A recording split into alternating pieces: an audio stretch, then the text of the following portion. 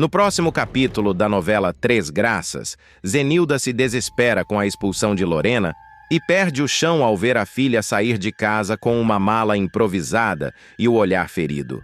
A empresária tenta manter a postura, mas desaba assim que fica sozinha. O sentimento de culpa se mistura ao medo do que Arminda pode fazer a partir dali. Zenilda jura para si mesma que não vai deixar Lorena desamparada. Raul confessa a Arminda que acredita sim que ela esteja envolvida no sumiço de Rogério. A acusação cai como uma bomba. Arminda finge indignação, mas o nervosismo entrega que algo a incomoda. Ela reage com ironia, diz que está sendo injustiçada, porém percebe que Raul já não confia mais nela como antes. A relação entre mãe e filho racha de vez. Antes de continuar, clique no botão de gostei, se inscreva no canal e comente de qual cidade você assiste a novela.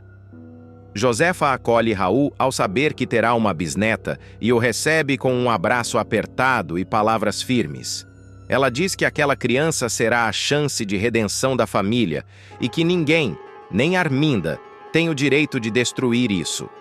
O apoio da avó dá forças a Raul, que passa a enxergar Gerluce como sua verdadeira aliada. Ferete fica estarrecido ao ver a foto mostrada por Macedo de Leonardo e Viviane juntos. O empresário perde o controle, amassa a imagem e exige que o filho se afaste imediatamente da farmacêutica. Ele teme um escândalo e deixa claro que não aceitará esse relacionamento sob nenhuma circunstância, prometendo consequências severas se for desobedecido. Paulinho diz a Juquinha que o delegado Jairo quer que a dupla continue investigando sobre as Três Graças. Segundo ele, novas pistas surgiram e tudo indica que o caso é maior do que imaginavam. Juquinha percebe que está se metendo em algo perigoso, mas decide seguir em frente. Desconfiada, Arminda tenta descobrir o que Gerluce e Raul estão tramando. Ela passa a vigiar cada passo dos dois, convencida de que existe um plano em andamento contra ela. Célio acompanha Arminda de carro atrás de Raul e quando chegam à chacrinha, ela observa o local com desprezo e ódio, certa de que aquele lugar guarda segredos capazes de explodir sua farsa a qualquer momento. Arminda ficará completamente transtornada ao ligar os pontos e perceber que o bebê que Joely espera não é apenas filho de Raul, mas também herdeiro direto da fortuna da família. A revelação cairá como um golpe brutal em sua obsessão pelo controle absoluto do patrimônio. Para ela, a gravidez deixará de ser apenas um escândalo moral e passará a representar uma ameaça concreta ao império que construiu a base de manipulação e medo. O ódio tomará conta da vilã de forma descontrolada, fazendo com que suas palavras se tornem ainda mais violentas e desumanas. Movida por essa fúria, Arminda decidirá ir pessoalmente até a casa de Gerluce, sem avisar e sem pedir permissão. A entrada da vilã no local será marcada por tensão imediata. Ao dar de cara com Raul, ela não esconderá o desprezo e disparará ofensas, deixando claro que considera aquele ambiente indigno do sobrenome da família. Raul, já cansado das humilhações, questionará o motivo da visita, mas Arminda devolverá com ironia venenosa, insinuando que o próprio filho se rebaixou ao frequentar um lugar que ela julga inferior. Gerluce não aceitará a provocação calada. Pela primeira vez, enfrentará Arminda com firmeza, exigindo respeito não apenas pela casa, mas por todos que ali vivem. A troca de olhares entre as duas será carregada de ressentimento antigo, como se anos de conflitos não resolvidos viessem à tona naquele instante. Arminda, então, desviará a atenção e perceberá a presença de Joely, sentada, visivelmente abalada com a situação. Num gesto invasivo e cruel, a vilã se aproximará da jovem e tentará tocar em sua barriga, como se quisesse confirmar com as próprias mãos aquilo que sua mente já suspeita. Joely reagirá de imediato, afastando-se e demonstrando medo. Esse movimento será o estopim para que Arminda tenha a certeza que faltava. O silêncio pesado tomará conta do ambiente quando ela olhar fixamente para Raul e, com a voz trêmula de raiva, questionar se ele é o pai da criança. Raul não responderá com palavras. Seu silêncio, carregado de culpa e responsabilidade, será suficiente para selar a verdade. A confirmação fará Arminda perder qualquer resquício de controle. Ela começará a despejar comentários cruéis, passando a se referir ao bebê de forma ofensiva, como se aquela vida ainda em formação fosse apenas um obstáculo em seus planos. As palavras monstro e erro sairão de sua boca com frieza assustadora, chocando Gerluce e deixando Joelle em estado de choque. A cada nova agressão verbal, Raul sentirá a revolta crescer. O rapaz, que até então tentava manter a calma, finalmente explodirá. Ele se colocará à frente de Joelle, numa postura claramente protetora, e exigirá que a mãe pare imediatamente com os ataques. A tensão atingirá o auge quando Raul ameaçar perder o controle caso Arminda continue a desestabilizar Joelle, deixando claro que qualquer risco à saúde da jovem ou do bebê terá consequências imprevisíveis. Arminda, por sua vez, não recuará facilmente. Mesmo diante da reação do filho, ela insistirá em questionar o futuro da herança, demonstrando que sua maior preocupação não é a família, mas o dinheiro e o poder. O clima ficará tão pesado que Gerluce temerá que a discussão termine em agressão física. Joelle, fragilizada, tentará conter o choro, enquanto percebe que sua gravidez se transformou no centro de uma guerra familiar. A cena deixará claro que a relação entre Arminda e Raul chegou a um ponto sem retorno. O confronto escancarará feridas antigas, ressentimentos acumulados e a incapacidade da vilã de enxergar o próprio sangue como algo além de um instrumento de controle. Enquanto isso, o bebê que ainda nem nasceu já se tornará símbolo de disputa, ódio e ameaça, prometendo transformar para sempre o destino de todos os envolvidos. A tensão não vai se dissipar depois do confronto.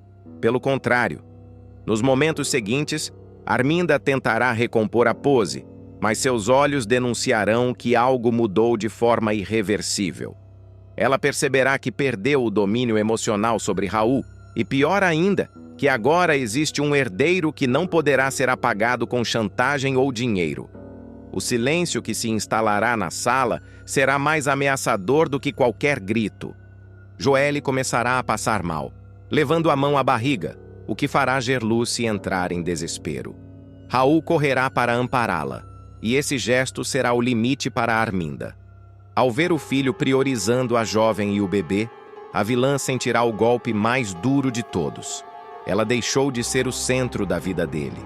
A expressão de ódio dará lugar a um sorriso frio, calculista, típico de quem já está arquitetando o próximo ataque. Antes de sair, Arminda lançará uma última ameaça velada. Dirá que aquela criança ainda nem nasceu e já está causando problemas, deixando claro que não aceitará dividir herança, sobrenome ou poder. A porta se fechará com violência, marcando simbolicamente a ruptura definitiva entre mãe e filho. Raul, transtornado, prometerá a Gerluce que não permitirá que Arminda se aproxime novamente de Joelle. Nos dias seguintes, o impacto da cena começará a se espalhar. Arminda acionará seus advogados em segredo, buscando brechas legais para proteger a fortuna e tentar impedir qualquer direito futuro do bebê. Paralelamente, ela passará a investigar o passado de Joelle, determinada a encontrar algo que possa usar contra a jovem. Para a vilã, essa guerra está apenas começando. Gerluce, sentindo o perigo iminente, insistirá para que Joelle redobre os cuidados e evite qualquer confronto. Raul, tomado por culpa e senso de responsabilidade, assumirá de vez o papel de pai, decidindo enfrentar a própria mãe se for preciso. Ele entenderá que não existe mais meio-termo. Ou protege a família que está formando, ou continuará refém de Arminda para sempre. Enquanto isso, Arminda observará tudo à distância, alimentando sua obsessão. Para ela, aquela criança não é apenas uma herdeira indesejada, mas a prova viva de que seu império pode ruir por dentro. E essa certeza fará com que seus próximos passos sejam ainda mais perigosos, imprevisíveis e carregados de rancor. Nos capítulos seguintes, o clima seguirá pesado e carregado de presságios. Joelle será levada ao quarto, ainda abalada, enquanto Gerluce tentará manter a calma, mesmo sabendo que a visita de Arminda não foi um surto isolado, mas o anúncio de uma guerra. Raul permanecerá ao lado da jovem, segurando sua mão e repetindo que nada nem ninguém vai ameaçar o bebê. Pela primeira vez, ele entenderá que proteger a própria família significa romper de vez com a mãe. Arminda, por sua vez, chegará em casa tomada por um misto de ódio e frustração. Sozinha, ela deixará cair a máscara de frieza e explodirá, quebrando objetos e culpando todos ao redor pela humilhação que acredita ter sofrido. Em sua mente distorcida, Joelle e a criança se transformarão em inimigos diretos, símbolos da perda de controle que ela jamais admitirá em público. A vilã jurará para si mesma que não permitirá que aquela herança seja dividida. Enquanto isso, Gerluce alertará Raul sobre o perigo real que Arminda representa. Ela lembrará episódios do passado e deixará claro que a vilã não costuma aceitar derrotas. O rapaz ouvirá tudo em silêncio, consciente de que os próximos passos precisarão ser calculados. Ele prometerá manter Joelle longe de qualquer confronto e tomará decisões que podem mudar completamente sua relação com a família. Do outro lado, Arminda começará a agir nas sombras, articulando alianças e preparando movimentos silenciosos.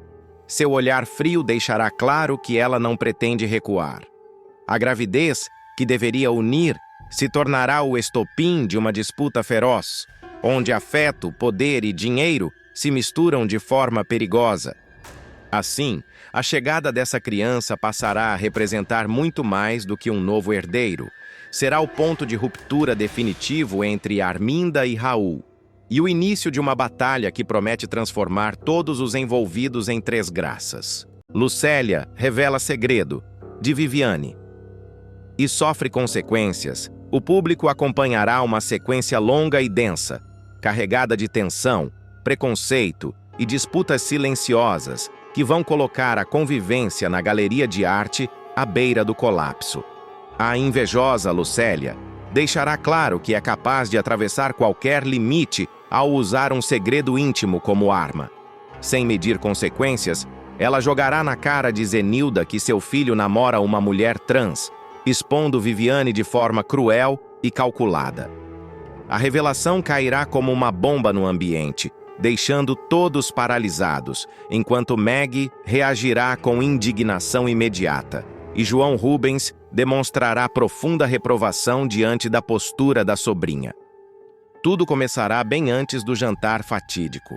Em silêncio, escondida atrás de uma porta entreaberta na galeria, Lucélia ouvirá uma conversa reveladora entre Leonardo e Lorena. Recém-expulsa de casa por Ferete, Lorena comentará que passará a morar com a família de Maggie, tentando reorganizar a própria vida depois do rompimento traumático. No diálogo, os irmãos falarão em tom baixo, mas carregado de preocupação, sobre o fato de Ferete ainda não saber que Viviane é uma mulher trans. A informação soará como música aos ouvidos de Lucélia, que imediatamente enxergará ali uma oportunidade de causar estrago. A jovem passará os dias seguintes observando cada movimento, aguardando o momento exato de atacar. Seu sorriso falso e suas atitudes aparentemente neutras esconderão a ansiedade de quem segura um trunfo perigoso. Ela não contará nada a ninguém, nem mesmo a Casper, preferindo saborear sozinha a sensação de poder que aquela informação lhe dará. Para Lucélia, não se trata apenas de preconceito, mas de controle, de provocar caos e de se sentir superior às pessoas ao redor. O momento escolhido para o bote será um jantar aparentemente inocente. Zenilda irá até a casa da filha para conhecer melhor Viviane, animada com a ideia de estreitar laços familiares. Na cozinha, a madame comentará entre risos nervosos que Ferretti está empolgado com o evento e que acredita que o jantar pode representar um novo começo para todos. O clima parecerá leve até que Lucélia, sem qualquer pudor, soltará sua frase venenosa do nada, com voz calma e olhar provocador. Mas será que ele vai continuar tão animado quando descobrir que ela é uma mulher trans? O impacto será imediato. Zenilda ficará completamente sem ar, como se o chão desaparecesse sob seus pés. Atordoada, ela tentará processar a informação inédita, enquanto sua mente correrá em direção ao pior cenário possível. Pálida, levará a mão ao peito e disparará, sem pensar. Meu Deus, dessa vez o Ferretti pula daquela janela. O comentário, carregado de desespero, revelará o medo real das reações explosivas do marido e do caos que pode se instalar dentro de casa. O clima, que já estará pesado, se tornará insustentável quando Lucélia, longe de recuar, demonstrar todo o seu preconceito de forma escancarada. Com ironia, ela questionará o motivo de tanto espanto, lembrando que Zenilda aceitou sem grandes conflitos o fato de a filha namorar outra mulher. Em seguida, cruzará uma linha irreversível ao se referir a Lorena de forma ofensiva, usando termos pejorativos e carregados de ódio. A frase cairá como um tapa no rosto de todos os presentes. Meg não ficará em silêncio. Visivelmente abalada, ela partirá para cima da prima com palavras duras, acusando Lucélia de ser cruel, preconceituosa e de adorar se meter onde não foi chamada. A discussão ganhará tom elevado, com acusações diretas e verdades sendo jogadas na mesa. Para Meg, não se trata apenas de defender Viviane, mas de impor um limite claro a um comportamento que ela já vinha observando há tempos. As consequências para Lucélia serão imediatas e públicas. João Rubens, morto de vergonha, interromperá qualquer tentativa da sobrinha de se justificar. Com a voz firme e o olhar decepcionado, ele a repreenderá duramente, deixando claro que aquela atitude não será tolerada. Chega de falar besteira, depois a gente vai ter uma conversa muito séria, dirá ele, encerrando o assunto na frente de todos, mas prometendo um acerto de contas nos bastidores. Casper tentará amenizar o clima, aproximando-se de Zenilda com cuidado. Sem esconder o constrangimento, ele pedirá desculpas pela sobrinha, reconhecendo que a situação fugiu completamente do controle. Perdoe minha sobrinha, Zenilda, por favor, dirá ele, tentando salvar o que ainda restar da harmonia entre as famílias. Zenilda, ainda em choque, mal conseguirá responder, dividida entre a preocupação com Ferretti e a dor de ver Viviane exposta daquela forma. Lucélia, por sua vez, tentará se fazer de desentendida, afirmando que apenas falou a verdade e que não teve intenção de ofender ninguém. No entanto, seu discurso não convencerá mais ninguém. O silêncio pesado que tomará conta do ambiente será a prova do isolamento imediato da jovem. Pela primeira vez, ela sentirá o peso real da desaprovação coletiva, percebendo que sua atitude pode ter consequências muito maiores do que imaginava. Nos próximos capítulos, o clima na galeria ficará cada vez mais tenso. Olhares atravessados, conversas interrompidas e um desconforto constante deixarão claro que nada voltará a ser como antes. O segredo revelado por Lucélia começará a reverberar silenciosamente, criando rachaduras profundas nas relações familiares e abrindo caminho para novos conflitos que ainda estão longe de chegar ao fim. O impacto da revelação continuará se espalhando como um incêndio silencioso. Zenilda deixará a casa da filha completamente desnorteada, sem conseguir organizar os próprios pensamentos. No caminho de volta, ela ensaiará 1000 discursos diferentes, tentando decidir o que contará, ou não, a Ferretti. O medo de provocar uma reação violenta se misturará à culpa por não ter percebido antes o tamanho do preconceito que ainda ronda sua própria família. Na galeria de arte, o clima ficará irrespirável. Viviane perceberá rapidamente que algo mudou. Comentários atravessados, silêncios longos demais e olhares carregados de julgamento farão a jovem sentir que foi colocada no centro de uma tempestade que ela não criou. Leonardo tentará protegê-la, mas também ficará dividido entre a raiva por Lucélia e o receio do que Ferete pode fazer ao descobrir a verdade da pior forma possível.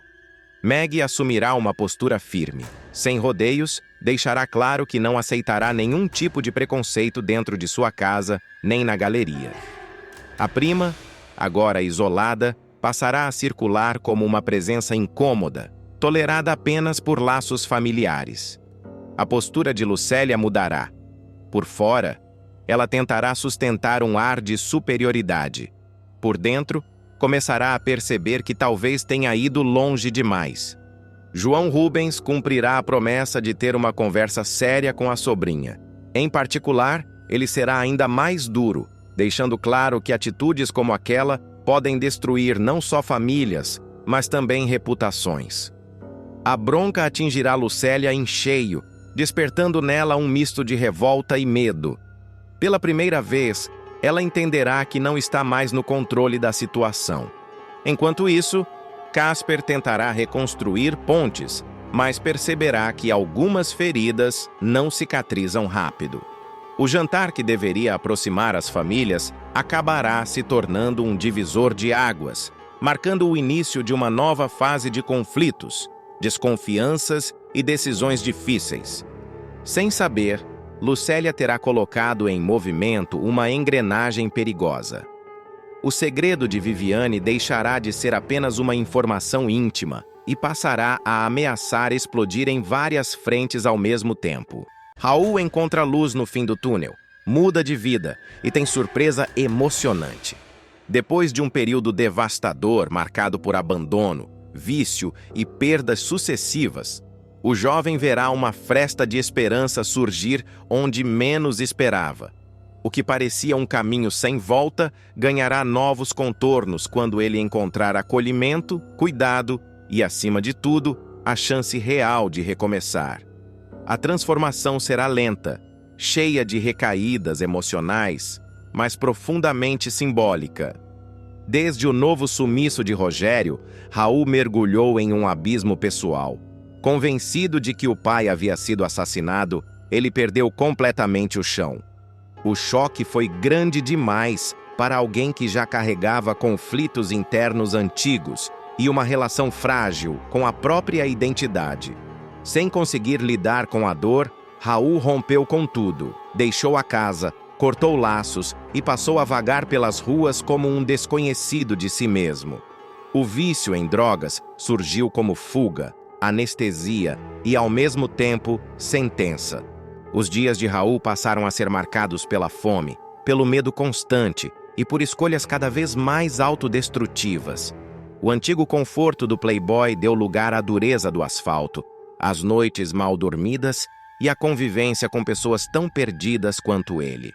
Em vários momentos, o rapaz chegou ao limite, flertando com o fundo do poço e testando a própria sobrevivência. Ainda assim, algo dentro dele resistia, mesmo que de forma silenciosa. A situação do neto de Josefa começará a mudar quando ele decidir ir até a chacrinha em busca de Joelle. Sem notícias da jovem desde o roubo de seu celular, Raul seguirá até o bairro tomado pela ansiedade e pela esperança confusa de reencontrá-la. O trajeto será carregado de tensão, pois ele sabe que aquele território guarda lembranças dolorosas e pessoas que podem julgá-lo pelo estado em que se encontra. O ponto de virada acontecerá de forma inesperada e pública. Raul e Joeli acabarão flagrados por Gerluce enquanto se beijam na rua, em um momento de descuido e emoção à flor da pele. A cuidadora observará a cena com atenção redobrada, ligando rapidamente os pontos. O choque virá quando ela se der conta de que Raul é o pai da criança pressionada. Joelle confirmará a paternidade, deixando Gerluce atônita e dividida entre a razão e o coração. Inicialmente contrariada, Gerluce não esconderá sua revolta. O passado de Raul, sua recente queda e o envolvimento com drogas pesarão na decisão. Ainda assim, após uma conversa dura e carregada de verdades, ela perceberá que afastá-lo pode ser ainda mais perigoso. Contra seus próprios receios, a cuidadora decidirá acolher Raul em sua casa, impondo regras claras e limites rígidos. Não será um gesto fácil, mas será movido pelo instinto de proteção à família. Amparado pelas Marias das Graças, Gerluce, Joelle e Lígia, Raul dará início a um processo delicado de recuperação. Os primeiros dias serão marcados por crises de abstinência, culpa e vergonha.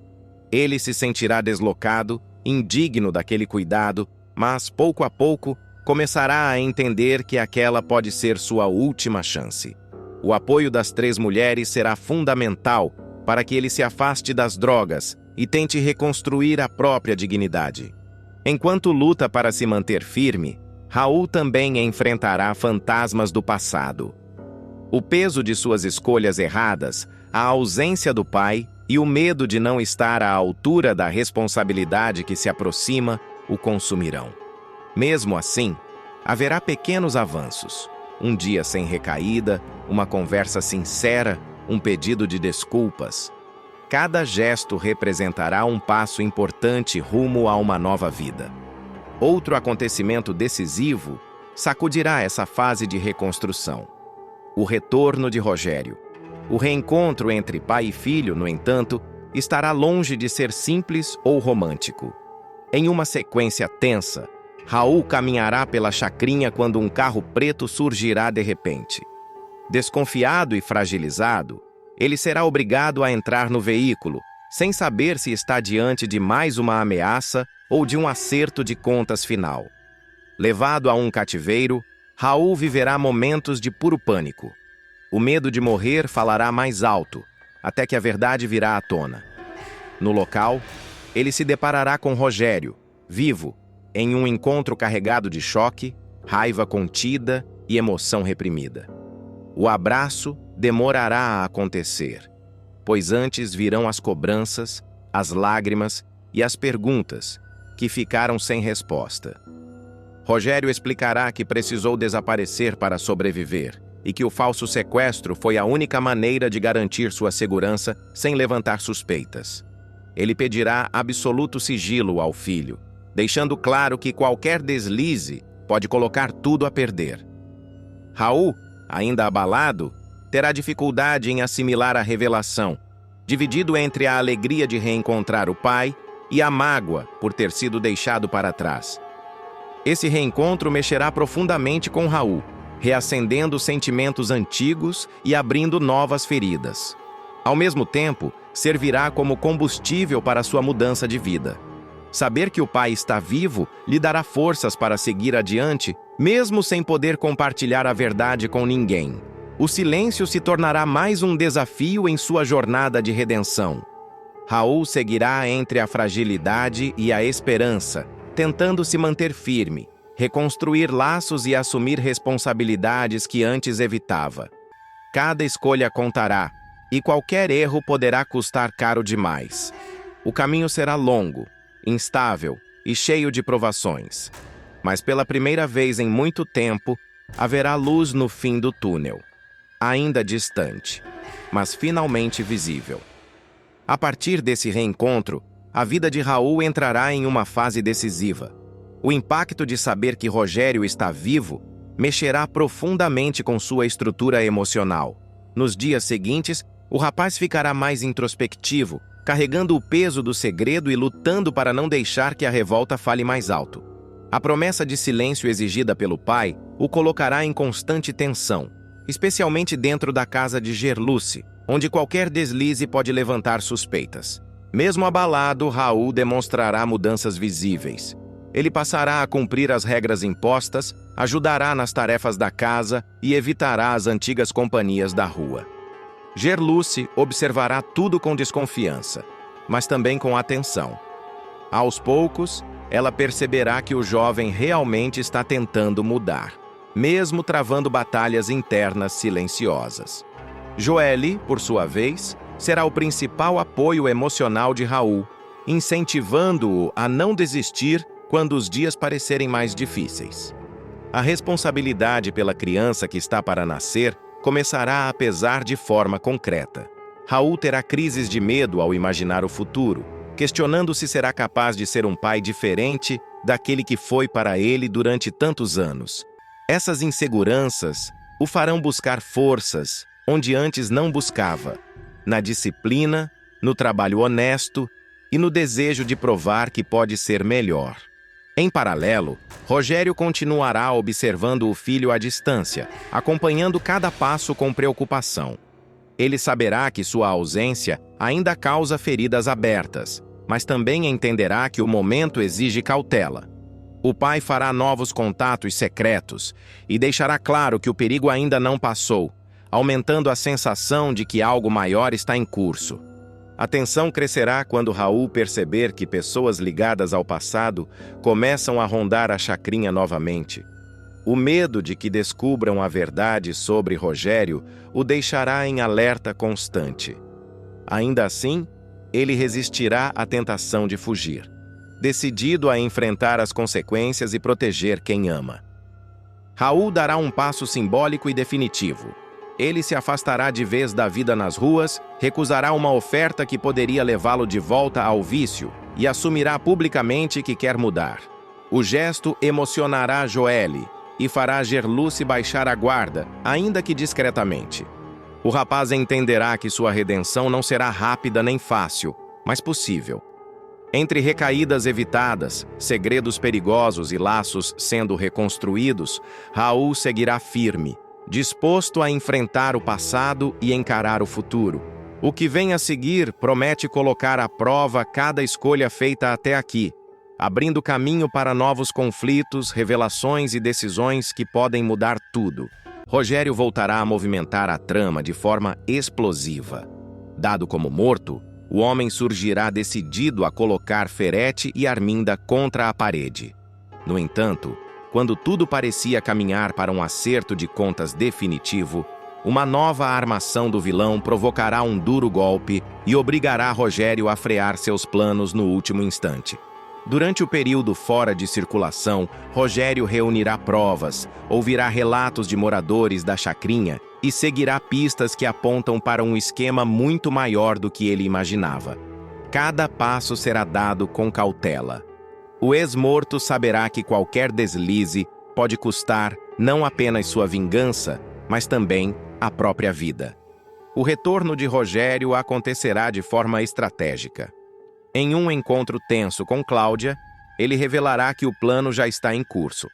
Sem rodeios, explicará que a ideia é invadir a chamada Casa de Farinha, local onde Ferete mantém a produção clandestina de medicamentos falsificados, que depois são distribuídos pela fundação como se fossem doações legítimas. Rogério deixará claro que não se trata apenas de expor Ferete publicamente, mas de desmontar toda a engrenagem criminosa que envolve lavagem de dinheiro, falsificação de remédios e manipulação de pessoas carentes. Arminda, segundo ele, terá participação ativa no esquema, seja financiando, seja ajudando a despistar investigações. Cláudia ficará apreensiva com a ousadia do plano, mas também impressionada com o nível de detalhes reunidos. Rogério mostrará fotos, registros de transporte, anotações e até depoimentos que ligam diretamente Ferete à Casa de Farinha. Tudo parece pronto para a queda definitiva do vilão. No entanto, no momento em que o plano avança, uma notícia muda completamente o cenário. Quase ao mesmo tempo em que Rogério se prepara para agir, Zé Maria será preso de forma injusta, acusado de falsificar receitas médicas. A prisão cairá como uma bomba. Rogério perceberá imediatamente que se trata de mais uma jogada suja de Ferete. Zé Maria havia descoberto que os medicamentos distribuídos pela fundação não tinham eficácia alguma e, pior, podiam colocar vidas em risco. Determinado a denunciar o esquema, o médico se tornará uma ameaça direta aos planos do empresário. Para neutralizá-lo, Ferete não pensará duas vezes antes de fabricar provas e colocá-lo atrás das grades. Ao saber da prisão, Rogério entrará em conflito. De um lado, a chance de desmascarar Ferete com provas robustas. Do outro, o risco de que o vilão use a acusação contra Zé Maria para se vitimizar, alegando que tudo não passa de uma conspiração criada por pessoas desonestas. Rogério entenderá que, se agir naquele momento, Ferete poderá escapar mais uma vez, distorcendo os fatos e usando a prisão do médico como cortina de fumaça. O ex-morto, então, tomará uma decisão difícil: adiar a denúncia e rever toda a estratégia. Enquanto Rogério recalcula os próximos passos, Ferete se sentirá momentaneamente vitorioso. Convicto de que conseguiu eliminar um inimigo importante, ele exibirá falsa tranquilidade e passará a agir com ainda mais arrogância. Arminda, porém, demonstrará inquietação. Ela desconfiará de que Rogério continua vivo e observando tudo de longe. Em conversas tensas, Arminda alertará Ferete de que a prisão de Zé Maria pode não ser suficiente para enterrar as denúncias. Ela insistirá que alguém como Rogério não desistiria tão facilmente. Ferete, por sua vez, minimizará os riscos, certo de que controla a situação. Do outro lado, Rogério acompanhará cada movimento do casal, reunindo novas informações e esperando o momento exato de agir. Ele saberá que a queda de Ferete e Arminda precisa ser cirúrgica, sem brechas para fuga ou manipulação. Assim, os próximos capítulos prometem tensão crescente, jogos de poder e decisões que podem mudar o rumo da história, enquanto Rogério, mais vivo do que nunca, segue adiando o confronto direto para preparar o golpe mais devastador de todos.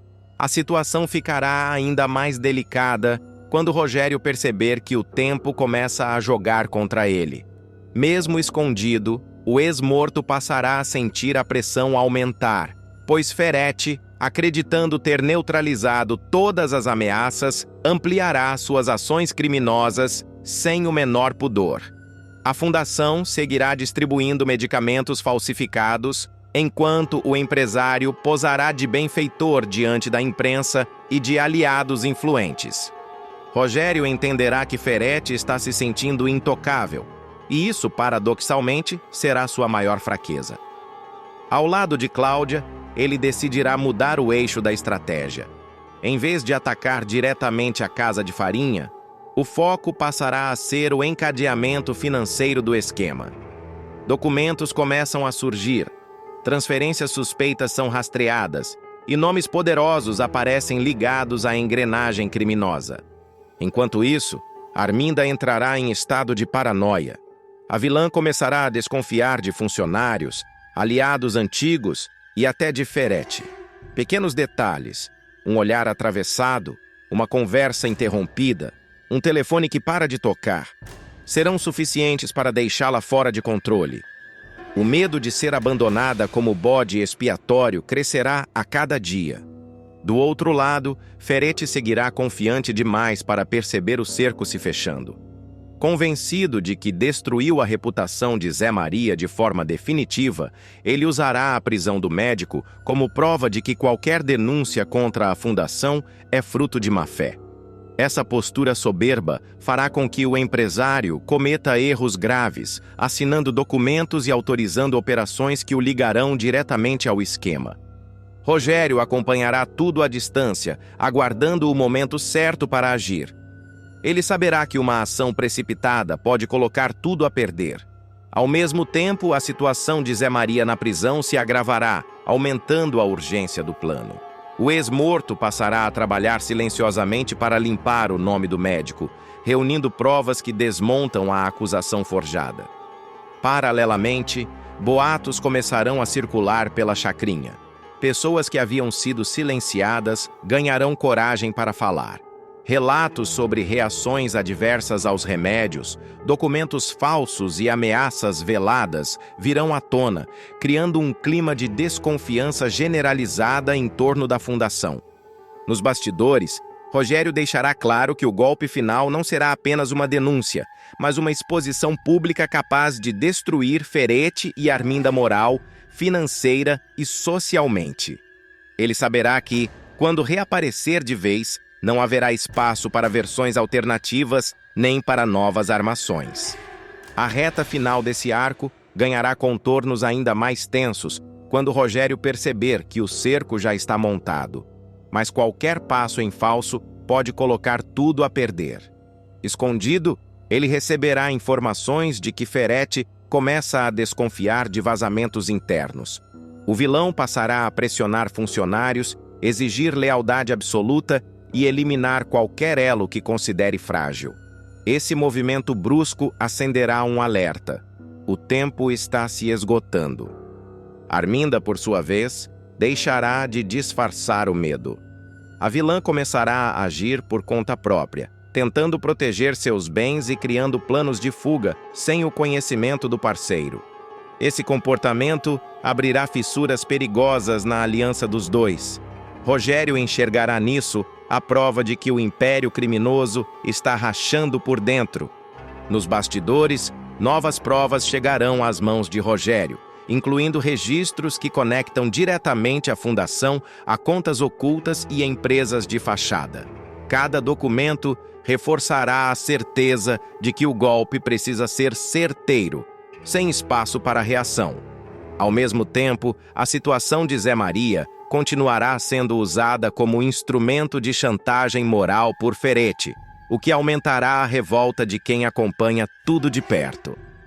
Cláudia alertará Rogério de que rumores sobre sua sobrevivência começam a circular.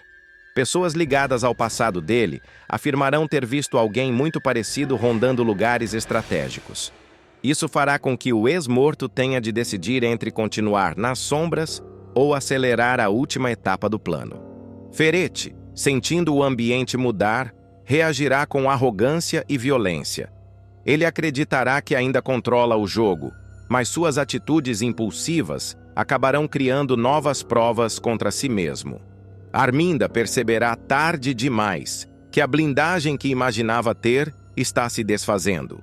Rogério, então, ficará diante de um ponto sem retorno. Tudo estará alinhado, provas reunidas, aliados prontos e inimigos expostos. A sensação será de que o próximo movimento não apenas colocará Ferretti e Arminda contra a parede, mas também redefinirá alianças e destinos dentro de Três Graças.